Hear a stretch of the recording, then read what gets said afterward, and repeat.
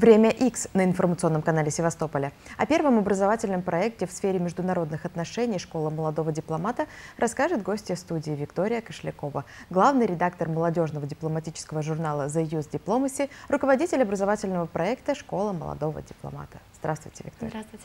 Для начала расскажите, как появилась идея проведения такой школы в Севастополе, что было запланировано и что удалось воплотить в жизнь.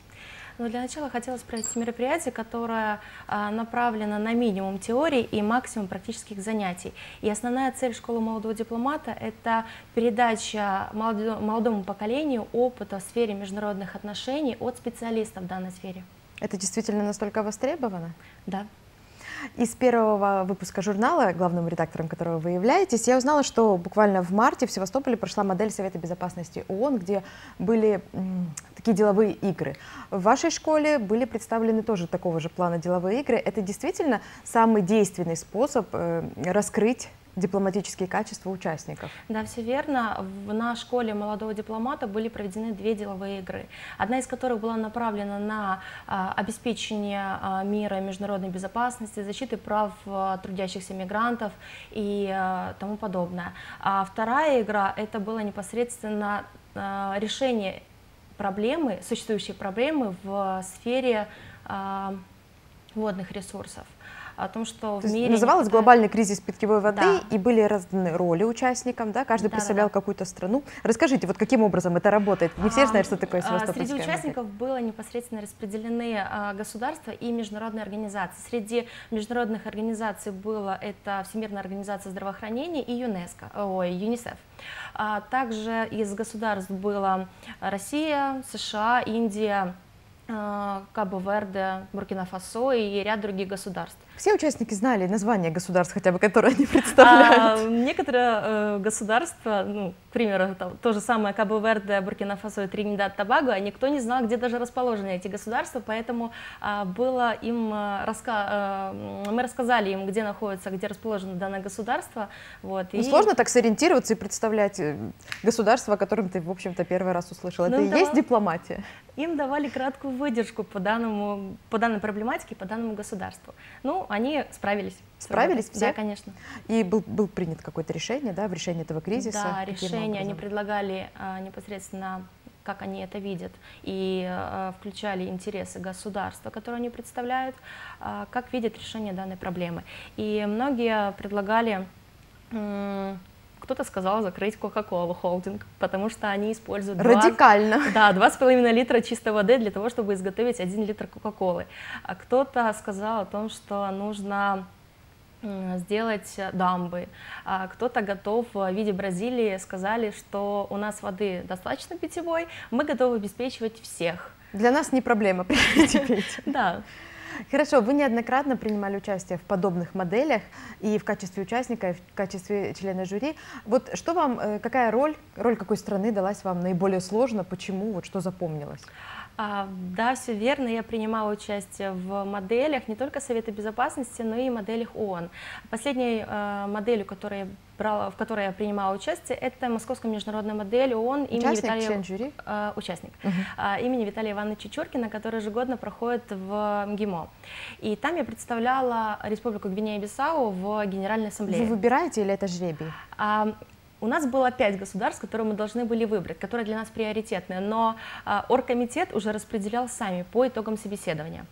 Мне предложили 3 государства, среди них была Экваториальная Гвинея, Гвинея и Гвинея-Бисау. Я выбрала Гвинея-Бисау. Вот, и представляла ее в Генеральной Ассамблее. Тематика у нас была борьба с расизмом, с расовой нетерпимостью. Вот. Я не могу сказать, что какая-то роль сложнее далась мне, какая-то легче. Каждая по-своему интересна и полезна, потому что, принимая участие в моделях, неважно, ты или участник, или организатор, ты получаешь новое знание. Новое знание внешней политики того или иного государства. Или в общем государствах, если ты входишь в состав организаторов. Хорошо, а какая из представленных тем или, возможно, какая-то роль пришлась больше всего по душе, отвечала вашим внутренним убеждениям, и вы действительно защищали это как вот искренне? Наверное, это была повестка, которая у нас была на нашей модели Совета Безопасности в марте в Севастополе. Это была тематика проблема вооружения и возникновения новых видов вооружения.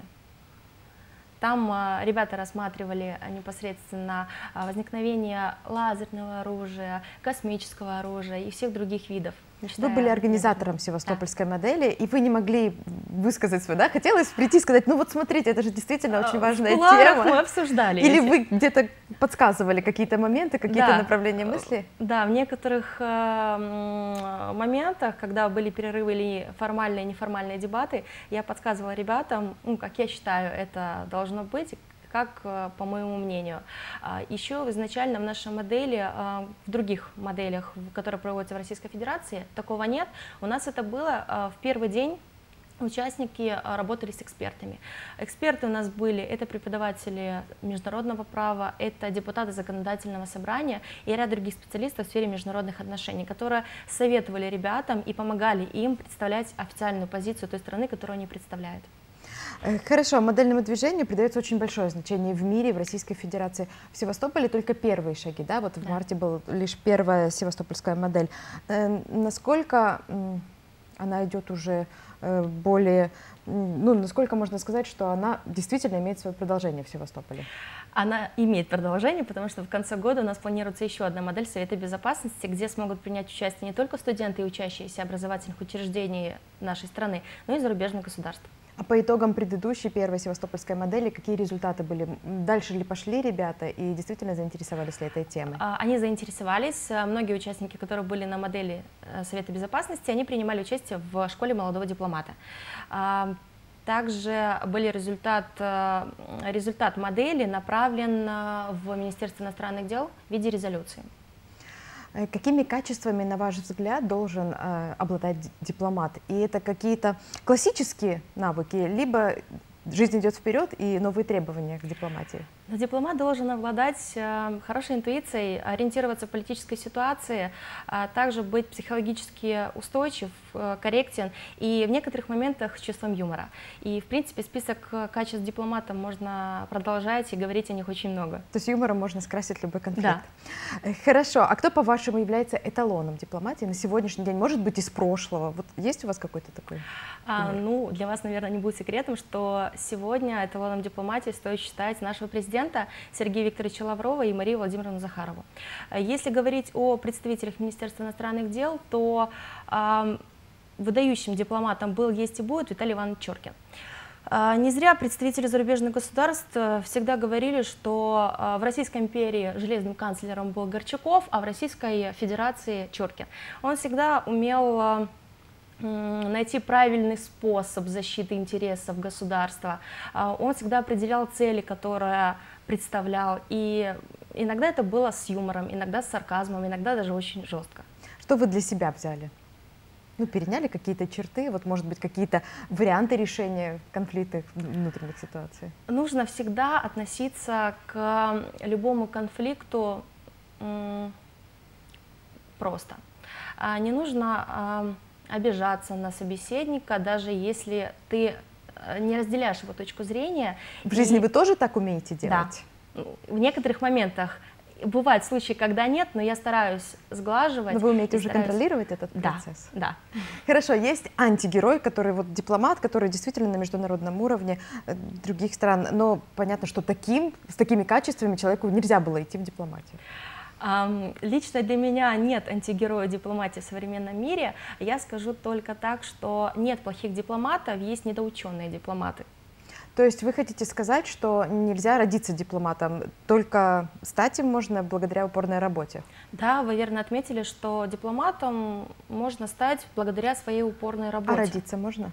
Есть люди, которые изначально... Родиться это, наверное, только когда у тебя харизма, и ты можешь только своей харизмой брать непосредственно своего собеседника.